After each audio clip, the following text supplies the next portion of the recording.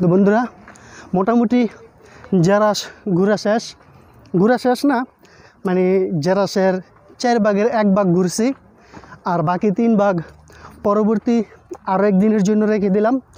পরবর্তীতে এসে বাকি 3 ভাগ ঘুরব। আসলে সময় খুবই শর্ট।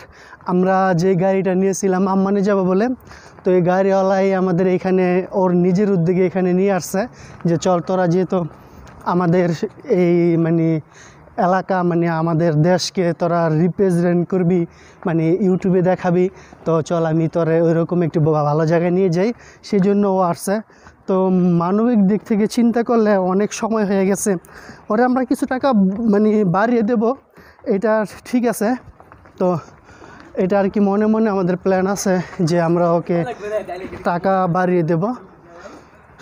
তো অনেক সময় হয়ে গেছে এখানে আমরা ঘোরাঘুরি করতেছি। তো এখন আমরা একটি গেট মাত্র পার হলাম, সামনে আরও একটি গেট আছে। তো আমরা এখন রওনা করতেছি আমাদের গাড়ির উদ্দেশ্যে।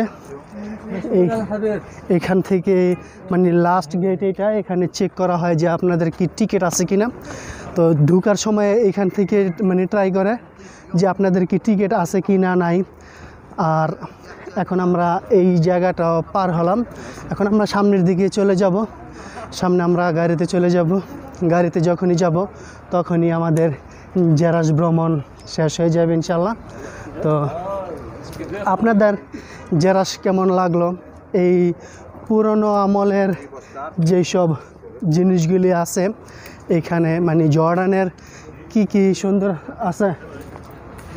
তো ও অনেক ভালো একজন লোক, আসলে বলতে লজ্জা নেই যে এখানে হাঁটতেছিলাম, ওর কাজই হচ্ছে এখানে যে সবাইকে জিজ্ঞেস করবে যে বাথরুমে যাবেন কি না, হাম্মাম, মানে যদি আপনার বাথরুমে যেতে হয় তাহলে এখানে যাবেন।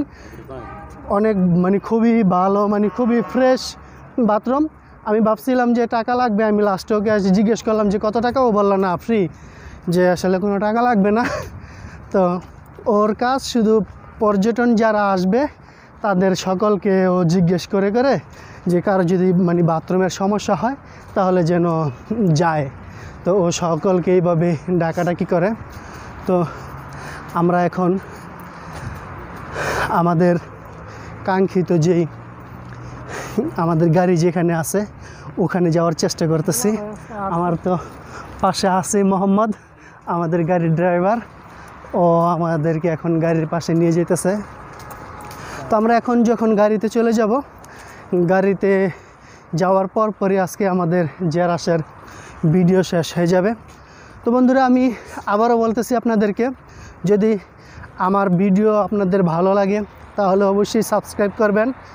আর একটি সুখবর আপনাদেরকে জানাই যে আমি কিছুদিন আগে ওয়াদা করেছিলাম যে যদি আমি আকামা করতে পারি তাহলে জর্ডানের আশেপাশে জর্ডানে কোন জায়গায় কি আছে না আছে আমি সব কিছুই আপনাদেরকে দেখানোর চেষ্টা করব। তো ইনশাল্লাহ না, আলহামদুলিল্লাহ আমার আকামা বের হয়ে গেছে এই গত বুধবার দিন, সম্ভবত 11 তারিখ না 12 তারিখ আমার আকামা বের হয়ে গেছে। এখন পকেটে আকামা নিয়ে ঘুরি।